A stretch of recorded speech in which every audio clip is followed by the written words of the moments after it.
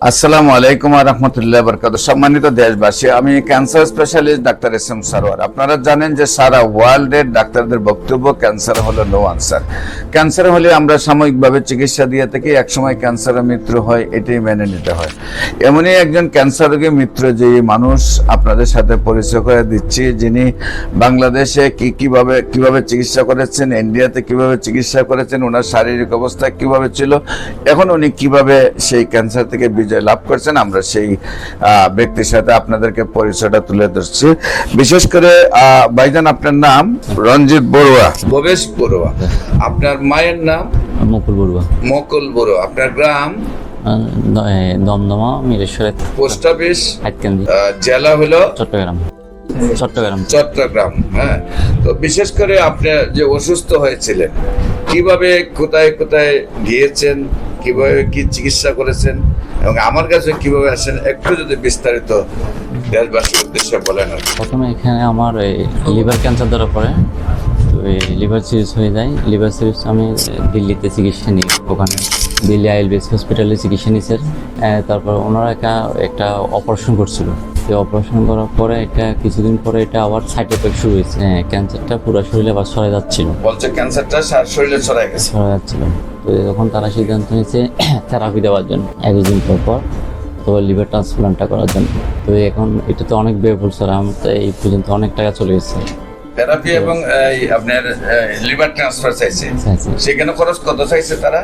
ওইটা স্যার বাংলাদেশি টাকা প্রায় 70-80 লক্ষ টাকা। 70 থেকে 80 লক্ষ টাকা তারা চাইছে খরচটা। আর এর আগে আপনার কত খরচ হয়েছে? এবারে প্রায় 30 লক্ষ টাকা মতো চলে। প্রায় 30 লক্ষ টাকা খরচ হওয়ার পরে বলছে যে আবার লিভার ট্রান্সফার করতে প্রায় 70 লাখ টাকা দরকার। তারপরে আপনার শারীরিক অবস্থা কেমন হলো? তখন শারীরিক অবস্থা, আমি চলে আসছিলাম ওখান থেকে। আসার পরে এখানে কিছুদিন থাকার পরে অবস্থাটা একদম অবনতি হয়ে গেল। এখানে স্যার ওই পেটে পানি চলে এসেছিল স্যার, পেটে পানি চলে এসেছিল, গাটা ফুলে গেছিল। তারপরে কিছু খাইতে পারিনি, প্রায় 2 মাস আপনার শুধু লেবু রস খেয়েছিলাম স্যার। পরে ইউটিউবের মাধ্যমে আপনার সন্ধান পেলাম স্যার। 2 মাস পর্যন্ত খালি শুধু লেবুর রস খেয়ে বেঁচেছিলেন, স্যার। পেটে পানি চলে আসছিল, সমস্ত শরীরে ক্যান্সারটা ছড়িয়ে পড়লো। তারপরে আপনারা আমার খবর পেয়ে আমার কাছে আসছেন। হ্যাঁ, হবিগঞ্জে গেলাম। তারপর হবিগঞ্জ থেকে মানে তারপরে ঢাকাতে পুরাতন পল্টনে নিচ্ছি। আমার কাছে ওষুধ খাইয়ে কতদিনে ভালো হয়েছেন? এটা 1 মাসে আমি রেজাল্ট পেয়ে গেছি। 1 মাস ওষুধ খাইয়ে আল্লাহর রহমতে ভালো হয়ে গেছে। এখন মোটামুটি হাঁটা চলাফেরা চলে আসছে। এখন মোটামুটি এখন আপনি ওষুধের কোর্সগুলো সম্পূর্ণ পূরণ করবেন।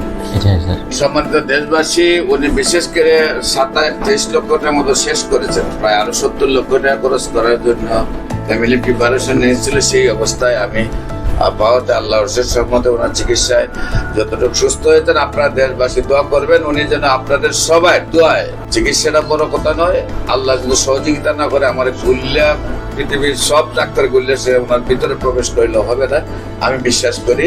আপনারা সবাই দোয়া করবেন, আপনাদের দোয়ায় যেন উনি আজীবন সুস্থ থাকেন। সবাই কাছে বিদায় নিচ্ছে। আসসালামু আলাইকুম ওয়া রাহমাতুল্লাহি ওয়া বারাকাতুহু।